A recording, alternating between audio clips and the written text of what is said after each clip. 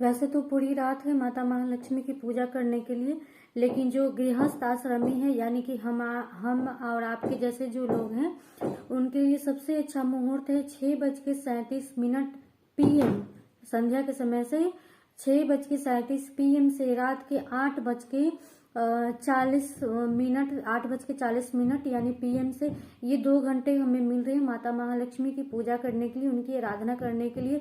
उनकी जो देवी सूक्तम होते हैं, लक्ष्मी सूक्तम होते हैं, ये सारी पाठ आप कुछ जो भी आपको करना है आप इन्हीं 2 घंटों में कर सकते हैं। वैसे तो पूरी रात मिल रही है, जो साधक है यानी अमावस्या तिथि है तो बहुत सारे लोग इस दिन साधना भी करेंगे, तो पूरी रात होती है, एक निश्चित काल भी होता है। तो ये सब हमारे लिए नहीं है, उनके लिए है जो गृहस्थ आश्रम से ऊपर है यानी कि ब्रह्मचार्य का पालन करते हैं। तो ये सारी चीजें हमारे आपके जानने से मतलब बचना चाहिए। और जो पूजा की जो विशेष शुभ मुहूर्त है वो हमने आपको बता दिया। इस मुहूर्त में आपको माता महालक्ष्मी की पूजा करनी चाहिए।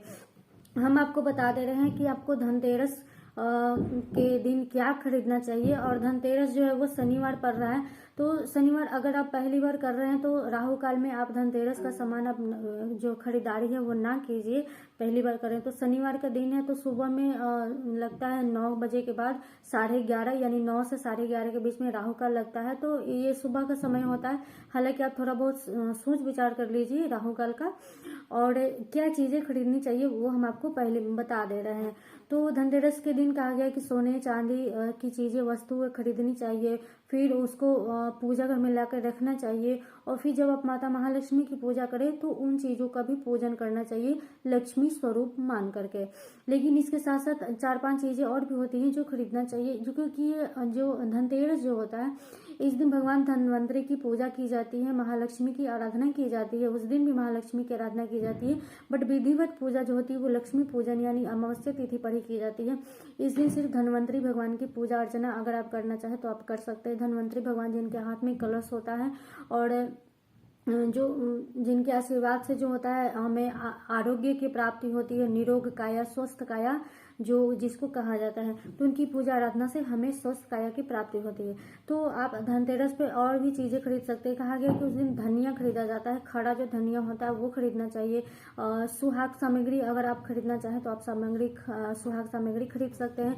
बतासे खरीदनी चाहिए। उस दिन झाड़ू खरीदने का लोकप्रिय एक मान्यता है। कहा गया कि झाड़ू से जो है वो नकारात्मक जो चीजें हमारे घर की होती है हम उससे बाहर निकालते हैं। तो जब चीजें नकारात्मक बाहर निकल जाती हैं तो जाहिर सी बात है सकारात्मक चीजों के लिए जगह अपने आप ही बन जाती है। तो झाड़ू खरीदने का अपना एक अलग महत्व है। तो जो भी आपके घर में जैसे भी नियम है आप कर सकते हैं, बट उस दिन आप माता महालक्ष्मी के नाम पर बतासे और सुहाग सामग्री आप जरूर खरीदिए, क्योंकि उस दिन जो है वो ग्रह का नक्षत्र जो होता है वो अपना अलग ही रूप शो करता है, ठीक है, अपना अलग ही रूप दिखाता है।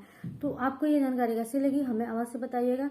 और पूरे नियम से तन मन धन से पूजा कीजिए, माता महालक्ष्मी की पूजा कीजिए और गलती से भी कोई गलती ना हो